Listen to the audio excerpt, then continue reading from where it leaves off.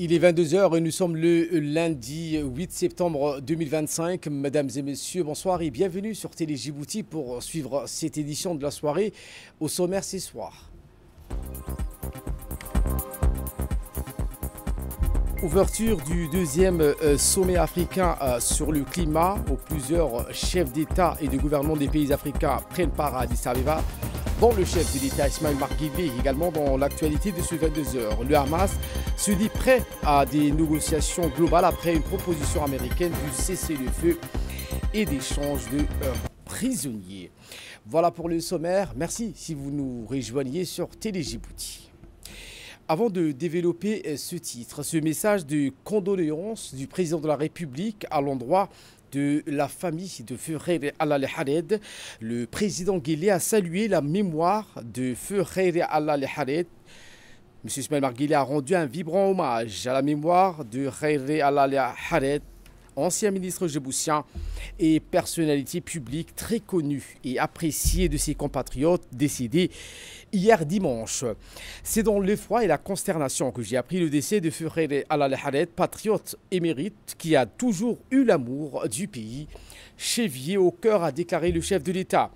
Homme juste et bon, il restera dans la mémoire collective de nos compatriotes pour sa droiture, son honnêteté intellectuelle et son franc-parler, a indiqué le président Guelleh.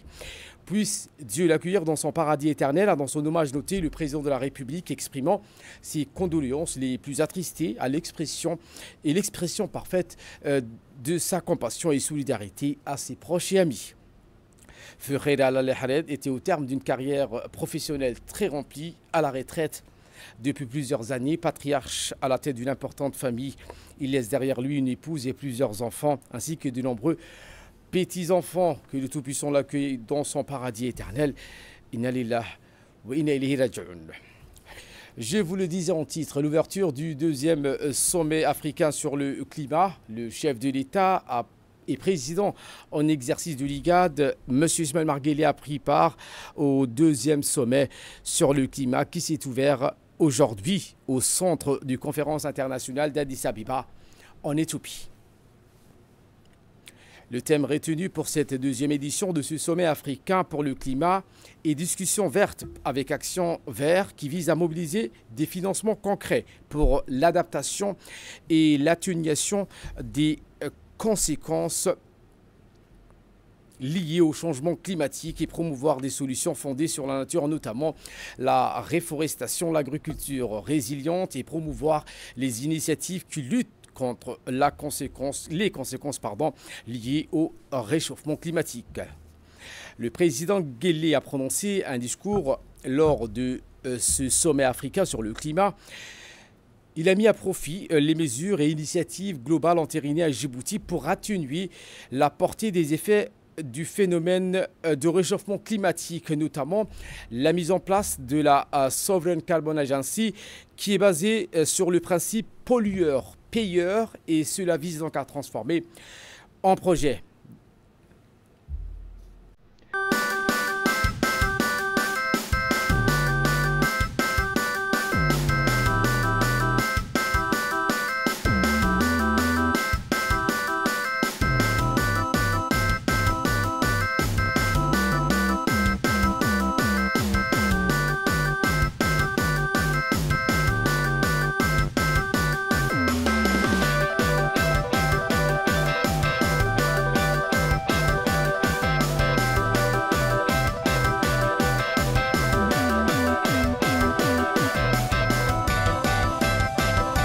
Le président de la République, M. Ismaël Omar Guelleh, ce deuxième sommet africain sur le climat a réuni plusieurs chefs d'État et de gouvernement, notamment le président somalien Hassan Sheikh Mohamud, le président du Kenya William Ruto, ainsi que plus de 25 000 militants, des représentants d'entreprises et d'institutions qui militent pour le climat. Selon l'Organisation mondiale pour le climat, jusqu'à 118 millions de personnes parmi les plus pauvres du continent pourraient subir des sécheresses sévères, des inondations et des chaleurs extrêmes, alors que le changement climatique coûte déjà aux pays africains en moyenne 2 à 5% de leur PIB chaque année. Le président de la République donc, qui a déclaré un discours lors de l'ouverture de ce sommet. La première partie du chef de l'État, le chef de l'État s'est attelé sur l'urgence climatique qui est devenue une préoccupation mondiale. Voici les propos du président de la République. Excellences, mesdames et messieurs, permettez-moi tout d'abord d'exprimer au gouvernement et au peuple frère d'Éthiopie mes remerciements les plus sincères pour l'accueil chaleureux et l'organisation réussie de ce deuxième sommet sur le climat. J'adresse également mes remerciements à la Commission de l'Union africaine pour son engagement constant pour la cause climatique. Excellences, mesdames et messieurs, depuis quelque temps déjà, l'urgence climatique est devenue une préoccupation mondiale. Aujourd'hui, le réchauffement climatique s'impose à nous comme une évidence, comme une contrainte, mais aussi comme un défi énorme à relever. Car nous le constatons partout dans notre vécu, dans notre ressenti, chez nos agriculteurs, chez nos éleveurs, dans nos villes, dans nos campagnes, les soubresauts climatiques engendrent des destructions et catastrophes en cascade. Il a été évalué que les effets climatiques combinés réduisent de 3% du PIB les perspectives de croissance de notre continent. Aujourd'hui, le paradoxe de notre continent réside dans l'équation suivante. En effet, malgré le fait que nous contribuons à une infime part des émissions mondiales à effet de serre, nous en subissons les coûts rudes, que cela soit en termes de sécheresse, d'inondations ou de vagues de chaleur. Face à ce diagnostic alarmant, notre réponse doit être à la hauteur de l'urgence. Afin que les mêmes causes ne produisent pas les mêmes effets, il nous faut changer de paradigme et nous tourner vers un modèle de développement alternatif qui inscrit la transition énergétique au cœur de nos priorités. Mesdames et messieurs, aujourd'hui, notre continent poursuit un double objectif, celui de l'adaptation et de l'atténuation, inscrit à l'agenda 2063 de l'Union africaine, mais aussi dans des cadres multilatéraux, notamment l'accord de Paris sur le climat. Dans l'immédiat, l'urgence appelle à la mise en place d'une stratégie d'adaptation. Cela se passe notamment par la restauration des écosystèmes dégradés, mais aussi par des investissements dans le développement social des communautés vulnérables. Dans la deuxième partie de l'intervention du président de la République, le chef de l'État, Ismaël Omar Guelleh, a mis à profit ce discours les mesures et initiatives globales entérinées par Djibouti pour atténuer la portée des effets du phénomène de réchauffement climatique, notamment donc avec la mise en place de la Sovereign Carbon Agency qui est basée sur le principe pollueur-payeur. Écoutons la deuxième partie. Je voudrais partager avec vous l'expertise de mon pays avec la mise en place de la Sovereign Carbon Agency. En effet, depuis 2 ans déjà, l'agence collecte les contributions carbone basées sur le principe pollueur-payeur et les transforme en projets d'adaptation pour les communautés impactées par le réchauffement climatique. Les revenus générés ont permis de créer des conditions favorables pour le financement des petits projets destinés aux populations vulnérables. Nous devons tous ensemble réfléchir à la manière d'harmoniser cette taxe carbone à l'échelle de notre continent. Cela pourrait maximiser les financements pour l'adaptation, promouvoir une transition énergétique équitable, renforcer la coopération régionale et donner au continent une voix plus forte sur la scène internationale. Pour affronter l'hydre du réchauffement climatique, il nous faut mettre en place un mécanisme de financement pérenne. C'est ce mécanisme, à n'en pas douter, qui sera le baromètre de la crédibilité de la communauté internationale et à terme de l'efficacité des politiques pour lutter contre le réchauffement climatique. Pour exploiter les nombreuses potentialités énergétiques décarbonées de notre continent, nous devons porter à au moins 20% la part de financement des énergies renouvelables d'ici 2030. C'est pourquoi nous plaidons pour un accès simplifié, rapide et massif aux fonds internationaux pour investir dans les infrastructures vertes et résilientes. À ce propos, l'accord obtenu pendant la COP29 permettant de tripler les flux financiers vers les pays en développement d'ici 2035 va dans le bon sens. Mais nous savons que cela reste insuffisant pour atteindre nos objectifs. Ce sommet intervient à la veille de l'Assemblée générale des Nations unies et de la COP30 sur le changement climatique. C'est une opportunité pour nous pour appeler d'une seule voix à une justice climatique fondée sur le principe de responsabilité commune mais différenciée. C'est une opportunité également pour rappeler à nos partenaires internationaux leur engagement dans le financement de la transition écologique dans son ensemble. Je pense par exemple aux mécanismes novateurs tels que l'allègement de la dette en échange d'investissements verts, au fonds de compensation et de la transition écologique dans son ensemble. Je pense par exemple aux mécanismes novateurs tels que l'allègement de la dette en échange d'investissements verts, au fonds de compensation pour les pertes et les dommages, mais aussi au fonds vert pour le climat. Excellences, Mesdames et Messieurs, unissons nos efforts et nos forces, faisant en sorte que le financement climatique devienne le levier d'une renaissance africaine verte et solidaire. Je vous remercie de votre attention. We thank Your Excellency. On reste toujours à Addis Abeba où le président a donc eu un entretien avec son homologue somalien. Si en marge de ce sommet africain sur le climat, le président Guelleh a rencontré son homologue, le président de la Somalie, Hassan Sheikh Mohamud.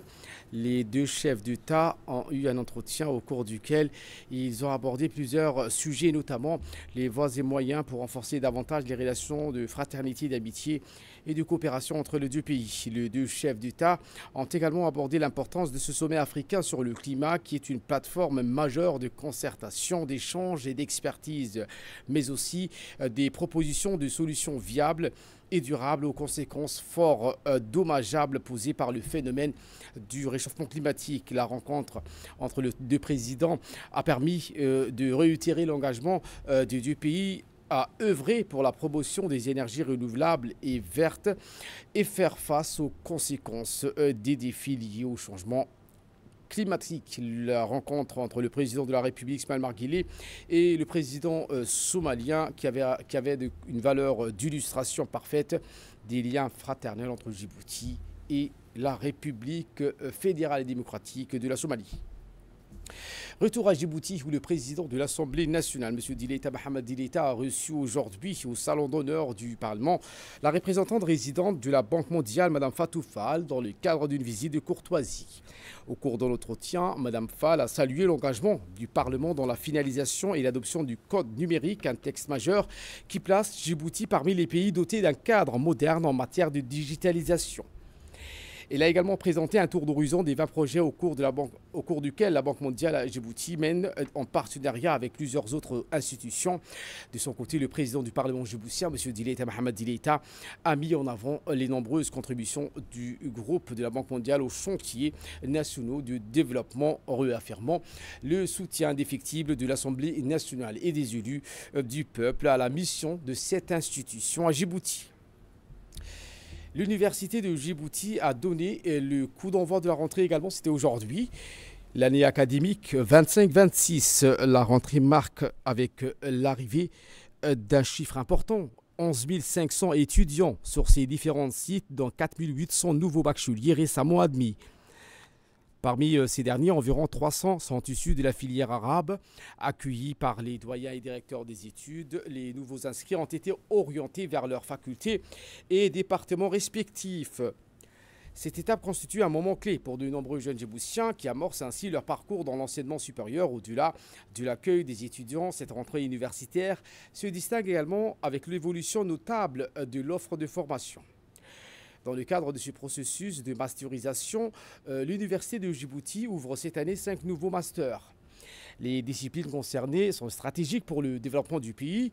L'on note le management portuaire et maritime, comptabilité, contrôle et audit, sciences de l'eau, intelligence artificielle, génie énergétique et efficacité énergétique. Notre équipe de reporters ont pu interviewer le directeur des études scolarité à l'Université de Djibouti. Djibouti accueille ce 8 septembre 11 500 étudiants, dont 4 800 nouveaux bacheliers pour cette rentrée universitaire 2025-2026.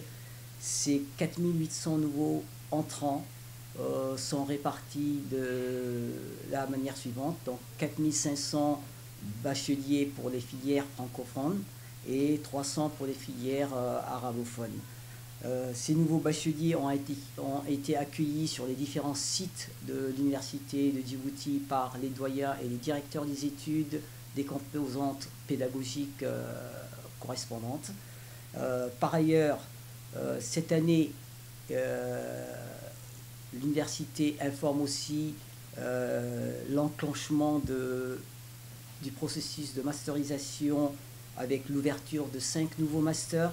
Le master en management portuaire et maritime, le master en comptabilité, contrôle et audit, le master en sciences de l'eau, le master en intelligence artificielle et le master en génie énergétique et efficacité énergétique. Le ministre de la Santé, Dr Ahmed Rabla Abdilli, par le biais de l'Institut national de santé publique, l'INSPD, a lancé en collaboration avec les élus locaux et la préfecture, une campagne de pulvérisation contre les mouches. Cette séance a commencé dans la commune de Boulaous et va se suivre selon un planning dans les autres communes. L'objectif, limiter leur prolifération et prévenir les maladies qu'elles peuvent transmettre. Le ministère appelle les citoyens à maintenir leur environnement propre pour soutenir cette action qui vise donc à améliorer l'hygiène et protéger la santé publique.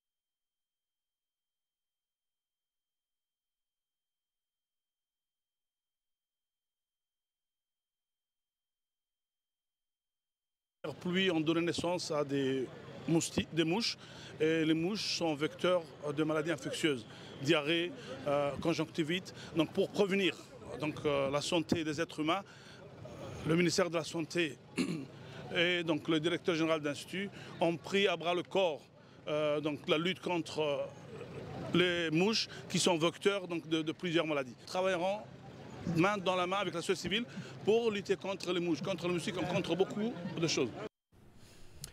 Et ce communiqué qui nous provient du ministère des Affaires musulmanes et qui informe que les inscriptions au Hajj 2026 auront lieu dimanche 14 septembre et se poursuivront jusqu'au 14 octobre 2025 de 8h à 16h à la direction des Affaires musulmanes à côté du ministère des Affaires étrangères. Les pièces à fournir sont la carte d'identité nationale, le passeport djiboutien valide d'au moins une année, 2 photographies d'identité en couleur, un certificat de résidence et un certificat d'aptitude médicale.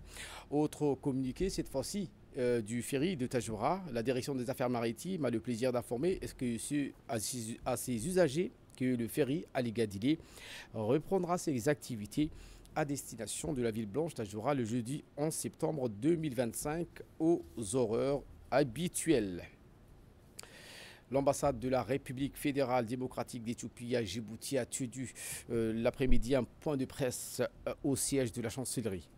La rencontre a été animée par le chef adjoint de mission, M. Kiliba Abera, qui a présenté aux représentants des médias les grandes actualités diplomatiques et politiques impliquant Addis Abeba. Au centre des annonces figurait l'inauguration officielle du grand barrage de la Renaissance éthiopienne, prévue pour le 9 septembre demain. Ce projet est considéré comme l'un des plus ambitieux du continent africain en matière d'énergie hydraulique, suscite un vif intérêt tant en Éthiopie que dans la région.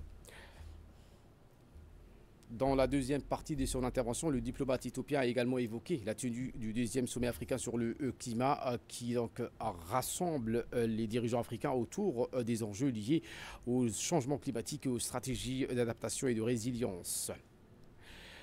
Le briefing a annoncé le sommet de l'Union africaine qui s'y déroule à Addis Abeba, a-t-il martelé. Cet événement vise à renforcer les relations entre l'Afrique et la communauté des Caraïbes en mettant l'accent sur la coopération sud-sud et la solidarité entre les deux régions.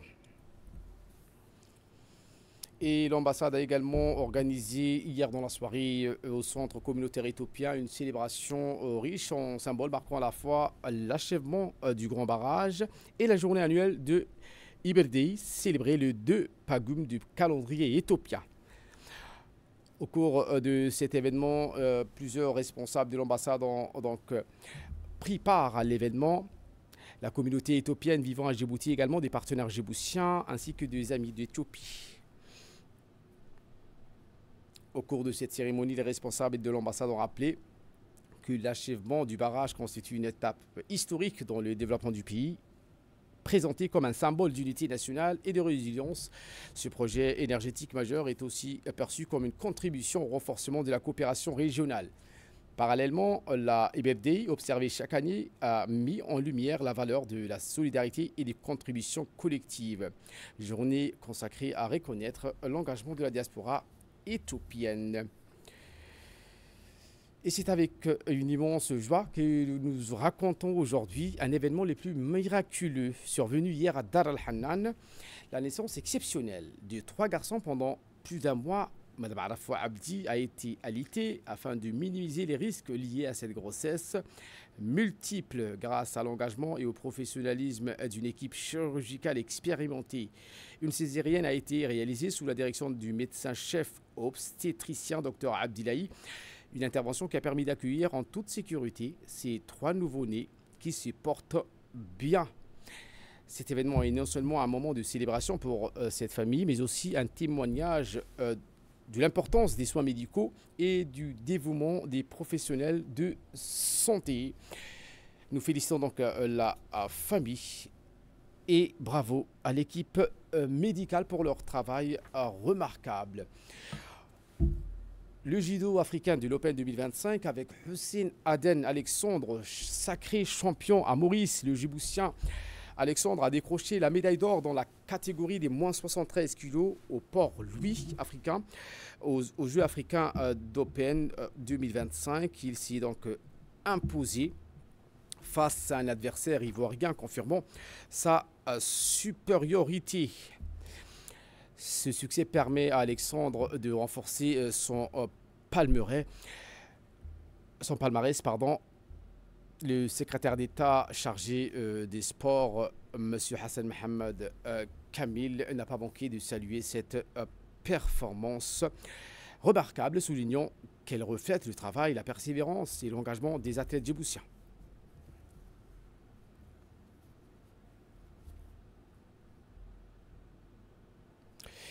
Eh bien, hier soir, vers 20 h, Djibouti a levé les yeux vers une éclipse totale de lune, un alignement rare, soleil-terre, lune parfaitement sur la même ligne et la pleine lune qui passe dans l'ombre terrestre.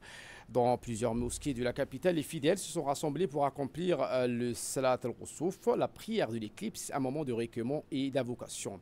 Sous nos latitudes, le disque est si lentement teinté de rouge lorsque la lumière solaire filtrée par l'atmosphère n'a laissé passer que ces tons chauds.